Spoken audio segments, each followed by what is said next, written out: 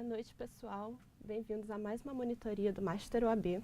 Meu nome é Clarice Góes, eu sou formada em Direito pela UERJ, pós-graduanda em Ordem Jurídica pela FEMPERJ, e hoje eu vim aqui para vocês dar uma aula de Direito do Consumidor, mais especificamente sobre proteção contratual, como está essa colinha aqui em cima. Quando a gente fala de Direito do Consumidor, a gente tem sempre que lembrar do hipossuficiente. Foi uma regra criada, uma norma criada, uma legislação, para proteger um hipossuficiente, que é o consumidor. Claro que os contratos são regidos por princípios clássicos, como o princípio da autonomia da vontade, o princípio da força obrigatória e o princípio da relatividade dos contratos. Mas quando se trata de um contrato do consumidor, esses princípios se aplicam, mas eles são mitigados por princípios sociais, que regem essa legislação especialmente, como o princípio da boa-fé objetiva, o princípio da função social do contrato e o princípio da autonomia privada. Pode botar na tela, por favor, Erika? Obrigada. Como vocês podem ver, o princípio da autonomia da vontade, um dos princípios clássicos que se aplicam ao contrato, é o que diz que o contrato, para se caracterizar como tal, deve conter a liberdade de contratar das partes no momento da realização do negócio contratual. O princípio da força obrigatória, também conhecido como pacta sunt servanda, pode ser compreendido pelo brocardo, que afirma que o contrato faz lei entre as partes. E o princípio da relatividade dos contratos, em que as consequências jurídicas dos contratos adstringem-se às partes que o concluíram. Você pode perceber que um princípio vai levando ao outro. Você tendo a liberdade para contratar, tendo essa paridade, essa igualdade para formar as cláusulas contratuais, ela acaba se tornando lei entre as partes, e só entre as partes. Ela não pode atingir terceiros estranhos a essa relação contratual. Aqui você tem os princípios sociais também. O princípio da boa-fé objetiva, o princípio da função social do contrato e o princípio da autonomia privada, que vão, de certa forma, mitigar esses princípios contratuais de forma a tornar essa relação entre o hipossuficiente e o fornecedor, entre o consumidor e o fornecedor, mais equânime, mais igualitário, ok? Pode jogar para mim. Já tá. Pode jogar para mim, Eric. Obrigada. Quando o CDC tratou dos contratos, da proteção contratual, ele se apresentou em duas frentes, principalmente. O primeiro é a forma de apresentação dos contratos, que foi uma preocupação grande do CDC, que você encontra essa parte entre os artigos 46 e 50, e entre os artigos 51 e 54, o CDC se preocupou com o conteúdo desses contratos.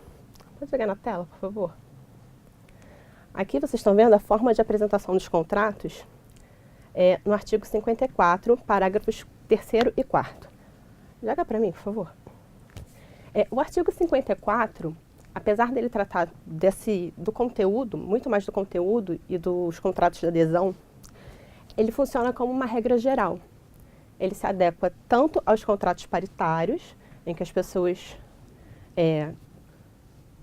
são livres para contratar, ambas as partes são livres para contratar, quanto os contratos de adesão. Então, funciona como uma regra geral, se aplica a todos os contratos consumeristas. Por favor, Eric. Obrigada. Então, essas formas de apresentação dos contratos, você vai encontrar lá que os contratos escritos devem ser redigidos em termos claros e com caracteres ostensivos e legíveis, cujo tamanho da fonte não será inferior ao corpo 12, de modo a facilitar sua compreensão pelo consumidor. As cláusulas que implicarem limitação de direito do consumidor deverão ser redigidas com destaque, permitindo sua imediata e fácil compreensão. Eric, pode voltar para mim? Obrigada. Aqui vocês estão vendo que todo o contrato deve ser redigido em corpo 12, de forma a facilitar a leitura, facilitar a inteligência dele, por parte de quem contratou. E com muito mais razão, as cláusulas que limitam o direito do consumidor, elas devem aparecer ainda mais, de uma forma muito mais expressiva, para que o consumidor entenda o que está sendo dito ali. Desse 54, a gente vai pular para o artigo 46 do CDC, que vai tratar da transparência dos contratos de consumo.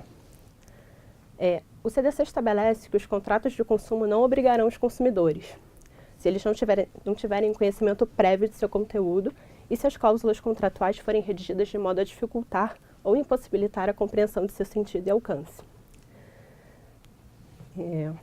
Pode voltar, por favor. Eric? Obrigada. Então, como vocês podem ver, isso que eu acabei de falar, que o contrato de consumo não vai obrigar os consumidores que não tiverem conhecimento prévio do conteúdo e se as cláusulas contratuais redigidas de modo a dificultar ou impossibilitar a compreensão de seu sentido e alcance.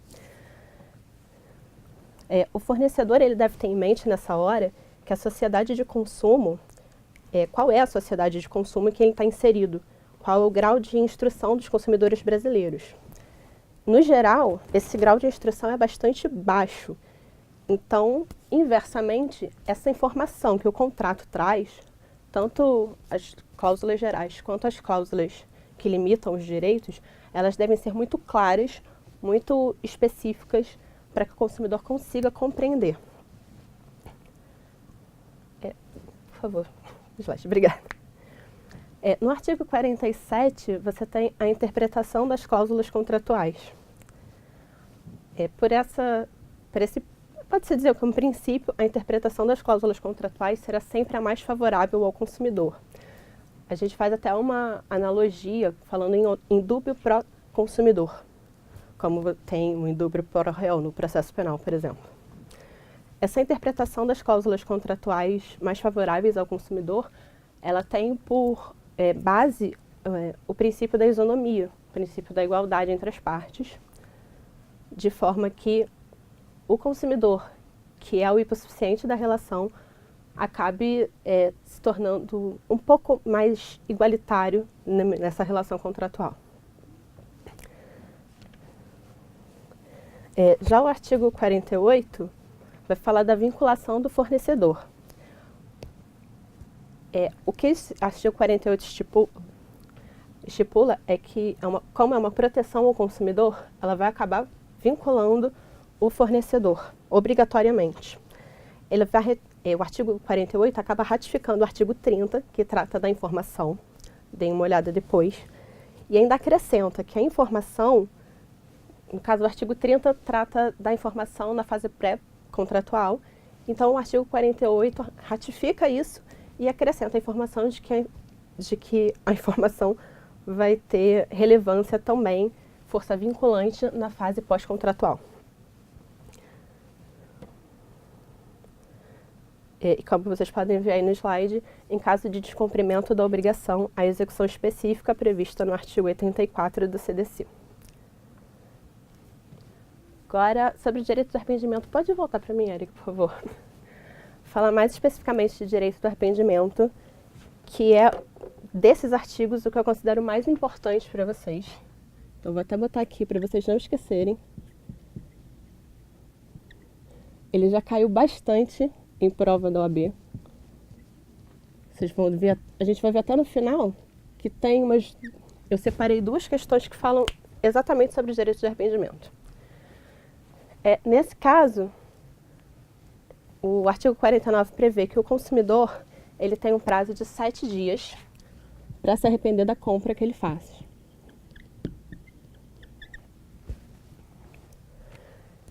Só que essa compra que ele faz, ele não pode ser, por exemplo, numa loja física. O ideal é que ela seja fora do estabelecimento comercial. E por que isso? Porque estando fora do estabelecimento comercial, o consumidor não tem como pegar aquele objeto, ver se ele está funcionando, se ele tem algum vício, algum problema. Então, o artigo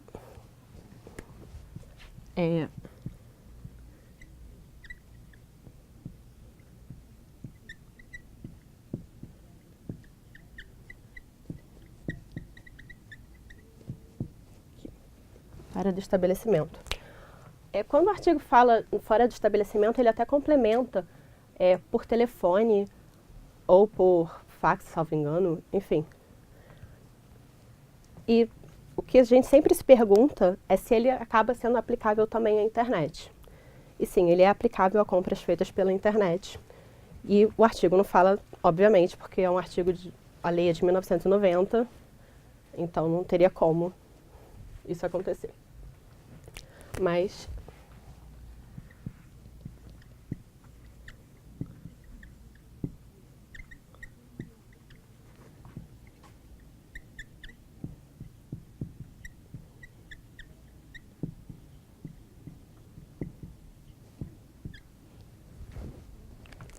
pode botar na tela para mim, por favor? Obrigada.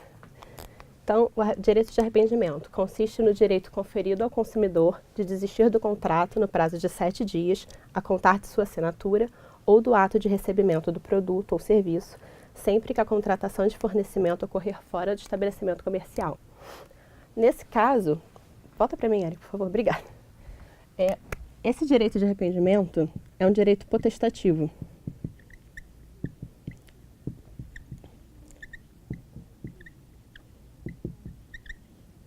Direito potestativo do consumidor. Isso significa que ele não vai precisar explicar os motivos pelos quais ele quer devolver o produto, ele quer desfazer essa compra.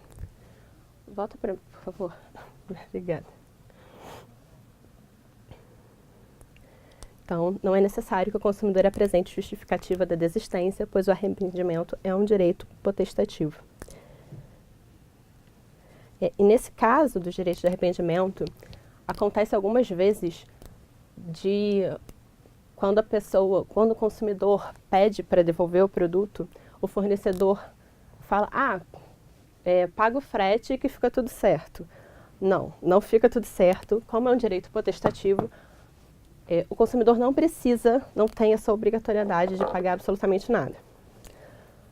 Via de regra, o que os advogados acabam aconselhando paga e depois entra com uma ação contra esse fornecedor, porque ele está completamente errado, completamente equivocado. Eric, por favor. Obrigada. O artigo 50 vai tratar das garantias contratuais. Decorrente de mera faculdade do fornecedor e é complementar a garantia legal. Muitas vezes, quando você vai comprar um produto, eles te oferecem a garantia estendida. Ela não é essa garantia legal. Ela é além dela. Você vai acabar somando as duas garantias e tendo uma garantia estendida. E ela será conferida mediante termo escrito. Slide, obrigada. O artigo 51, ele trata das cláusulas abusivas. Ele traz um rol que é exemplificativo, de cláusulas abusivas. E vale muito a pena ler os incisos, porque eles acabam sendo muito cobrados no OAB e em outras provas de concurso. Então, o slide, por favor, obrigada. Cláusula abusiva é aquela que é notoriamente desfavorável à parte mais fraca na relação contratual, que no caso de nossa análise é o consumidor. Pode voltar para mim. Essas cláusulas abusivas, por força do princípio da conservação do contrato, a nulidade de uma cláusula abusiva não invalida o contrato. A não ser que, se você anular uma dessas cláusulas abusivas e o contrato, a partir disso, continuar desfavorável a uma das partes, pode ser o fornecedor ou o consumidor, não tem problema, aí você vai acabar invalidando o contrato como um todo.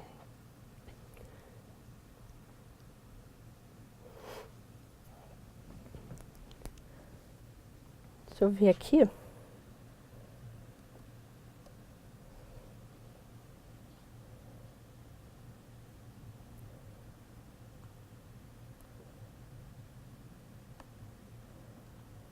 Pessoal, se vocês tiverem alguma dúvida, vocês podem mandar por aqui, que a gente está de olho.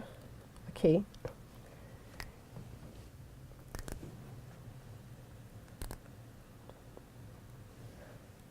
O artigo 52 do CDC, ele vai tratar basicamente da outorga de crédito e da concessão de financiamento. Ele traz algumas hipóteses em que o consumidor deve ser adequadamente informado sobre o preço do produto ou do serviço.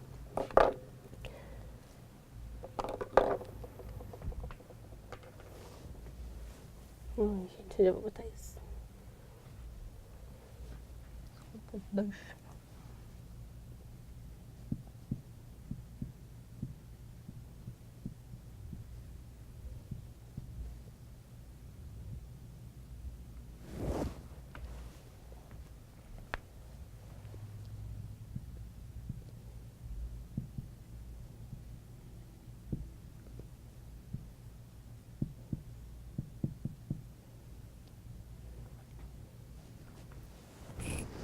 Vocês podem ver que todos os artigos que foram citados até agora, eles levam muito importante o princípio da informação. Sempre que o contrato ele deixar de trazer alguma informação ou tiver alguma informação obscura, isso acaba acarretando, acaba dificultando para o consumidor e acaba acarretando em alguma punição, entre aspas, para o fornecedor. Então, lembrar sempre do princípio da informação.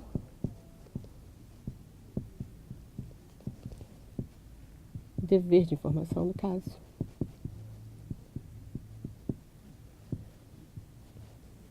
Que deriva do princípio da boa-fé.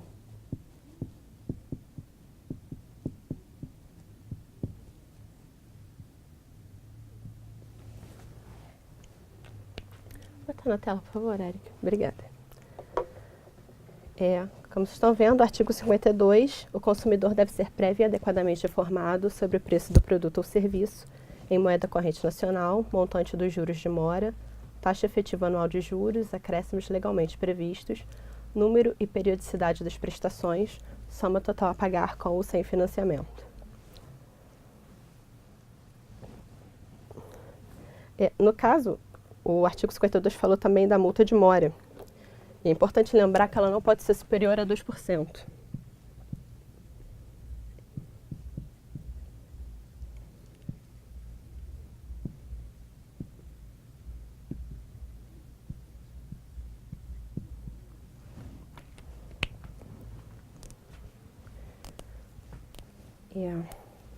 Volta para o slide, por favor, Érica. Obrigada. O artigo 54 vai falar sobre o contrato de adesão, mais especificamente sobre o contrato de adesão. O CAPT traz um conceito do contrato de adesão, que é aquele cujas cláusulas tenham sido aprovadas pela autoridade competente ou estabelecidas unilateralmente pelo fornecedor de produtos ou serviços, sem que o consumidor possa discutir ou modificar substancialmente seu conteúdo. É importante lembrar sobre o contrato de adesão que ele admite cláusula resolutória.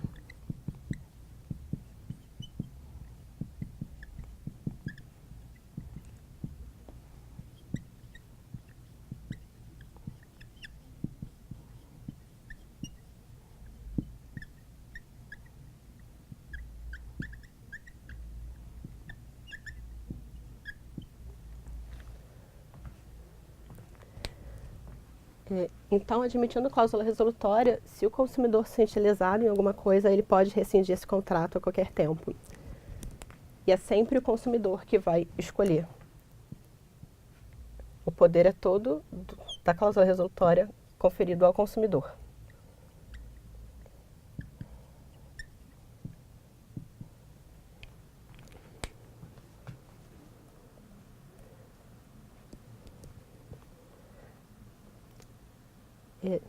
Dá uma olhada aqui, ver se vocês estão com alguma dúvida, alguma coisa.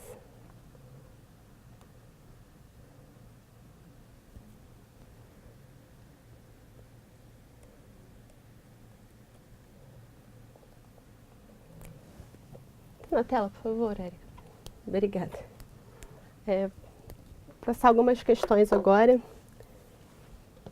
Como eu disse, falando principalmente sobre o direito de arrependimento do artigo 49. Quando a contratação ocorre por site da internet, o consumidor pode desistir da compra. Letra A, sim, quando a compra é feita pela internet, o consumidor pode desistir da compra em até 30 dias depois que recebe o produto. Letra B, não, quando a compra é feita pela internet, o consumidor é obrigado a ficar com o produto, a menos que ele apresente vício. Só nessa hipótese o consumidor pode desistir. Letra C, não, o direito de arrependimento só existe para as compras feitas na própria loja e não pela internet. Letra D, sim, quando a compra é feita fora do estabelecimento comercial, o consumidor pode desistir do contrato no prazo de 7 dias, mesmo sem apresentar seus motivos para a desistência. Então é isso, pelo que a gente falou, vou deixar agora um tempo para que vocês possam responder, deixar esse slide na tela, para vocês lerem com calma e responderem essa questão. E depois a gente vai resolver junto.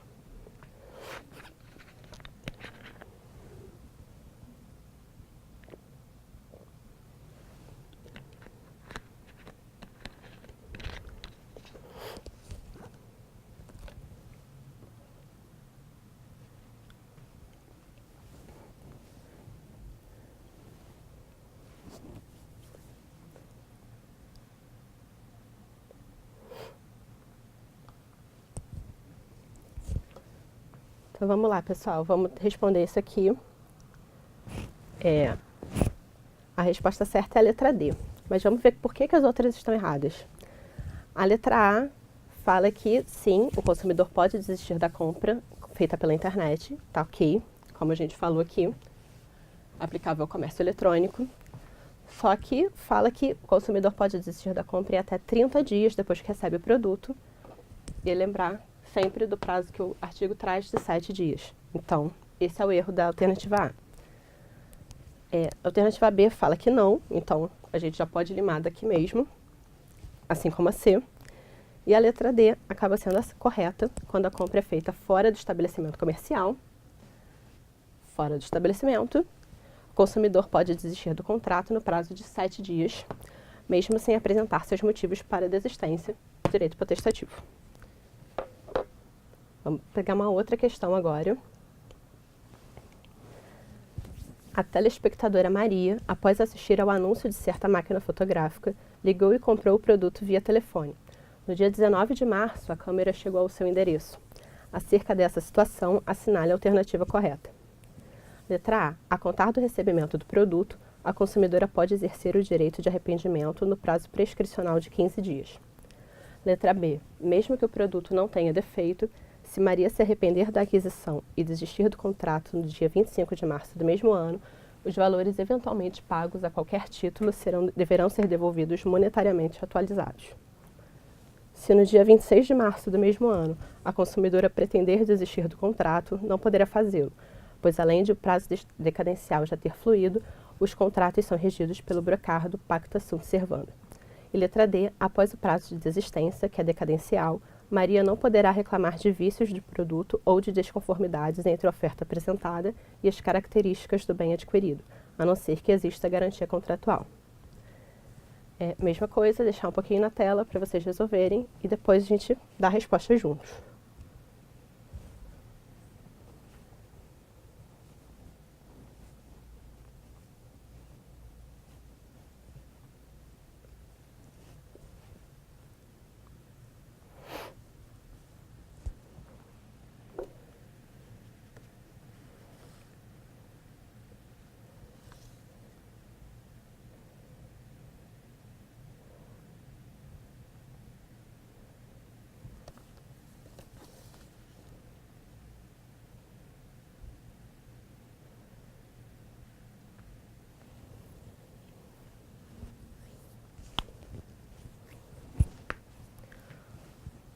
Voltando, pessoal, a resposta certa dessa questão é a letra B. Agora vamos ver por que ela está errada. No dia 19 de março, a câmera chegou ao endereço de Maria, que fez a compra de uma máquina fotográfica por telefone. Letra A. A contar do recebimento do produto, a consumidora pode exercer o direito de arrependimento no prazo prescricional de 15 dias. Mais uma vez, o erro da alternativa está na quantidade do tempo, no prazo. São 7 dias. A letra B. Mesmo que o produto não tenha defeito, se Maria se arrepender da aquisição, então, mesmo que não tenha defeito, direito potestativo, ele não precisa ter um defeito, e a Maria não precisa explicar porque ela não quer mais a máquina, e desistir do contrato no dia 25 de março do mesmo ano, de 19 de março a 25 de março, tem menos de 7 dias, tranquilo. Os valores eventualmente pagos a qualquer título deverão ser devolvidos monetariamente atualizados. Tudo de acordo com o que está na legislação. Letra C. Se no dia 26 de março do mesmo ano a consumidora pretender desistir do contrato, não poderá fazê-lo, pois além de o prazo decadencial já ter fluído, os contratos são regidos pelo brocar do Pacta Sunt Servanda. E ela vai poder fazer sim, mesma coisa, tem 7 dias, ela ainda pode se arrepender da compra. Após o prazo de desistência, que é decadencial, Maria não poderá reclamar dos vícios do produto ou de desconformidades entre a oferta apresentada e as características do bem adquirido, a não ser que exista garantia contratual. O que também não se aplica, porque ela pode sim reclamar dos vícios do produto, conforme artigo 12, salvo engano, do CDC. Então, esse é o erro da questão. Tá pro slide, por favor, Eric.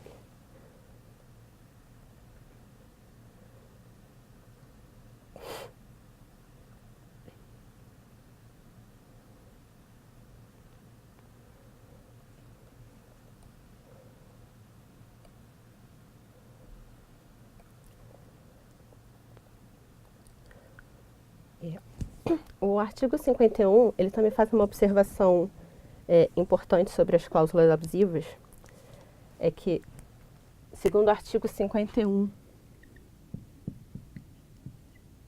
no próprio caput, ele traz que as cláusulas abusivas são nulas de pleno direito.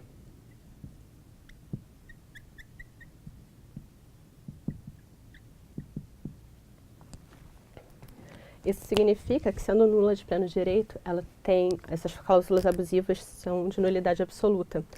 Ou seja, elas não convalescem com o passar do tempo. Pode ser arguída a qualquer época. Slide, por favor. Obrigada.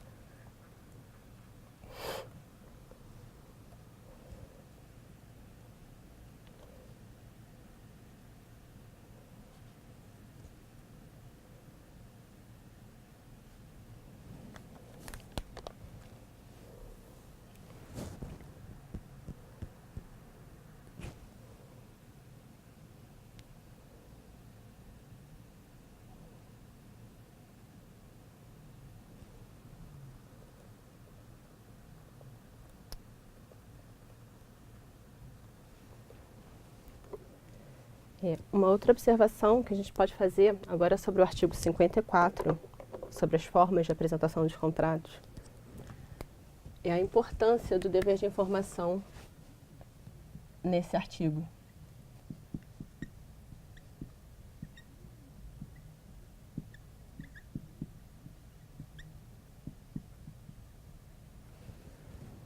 Ele traz o mínimo de informação que é necessária para que o consumidor tenha noção do que ele está contratando ou não.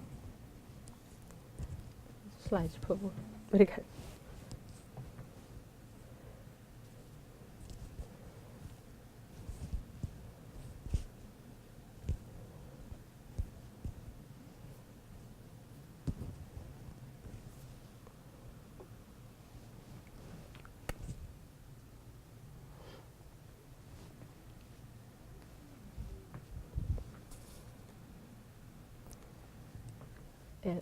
Lembrar aqui dos artigos que tratam da forma dos contratos.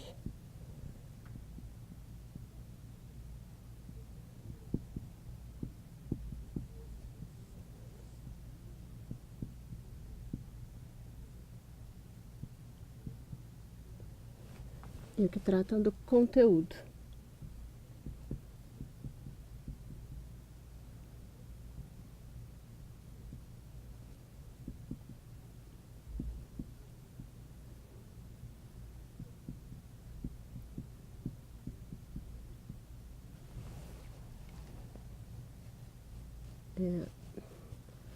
Daqui o mais importante, vou botar até em vermelho,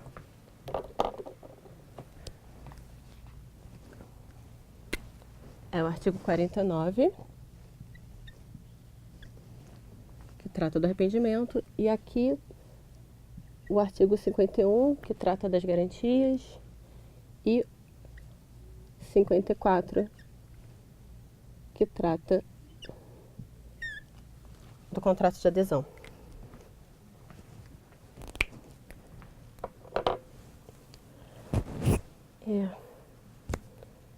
Que é só isso mesmo. Eu passei, é uma matéria muito voltada para o código, então vale muito ler o que está escrito lá, comparar com o que está nos slides, fazer as mesmas marcações que eu fiz aqui, colocar lá também. E é isso. Não deixar, dar muita atenção para esses artigos que eu coloquei, 49, 51 e 54, porque eles caem muito na prova da ordem, muito mesmo, principalmente 49. E é isso. Bons estudos, pessoal. Tchau, tchau. Até a próxima.